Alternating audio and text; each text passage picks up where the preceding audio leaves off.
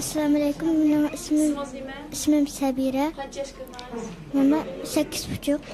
Atanız nerede? Vatanda. Beden mi var? Dağıldı mı, türmedi mi? Türmede. Kaç yıllık kesilgeni bilir misiniz? Dadamla 15 yıl kesildi. Abamla kaç yıl kesildi? Dadamız 15 yıl anamız için. Abamla kaç yıl kesildiğini bilmeyim. Hazır sizi kim amiyim karardı? Benim abamla aş türmede tutup kalan abamla yakını var. Aşağı. Şurada şu öyle turatmışsın. Aşağı turatınız. Assalamu alaikum. Nime? Benim ismim Selime. Kaç yaş kırdınız? 7,5. 7 yaş kırdınız. Sizin müşküle artısınız mı?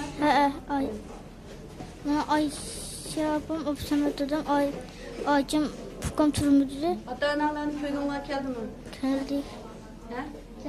Sizlerde başka yanı kıyırındaşlarınla, akılınla, yardımla bağ mı vatan kapağın? Var. Kaçısı var?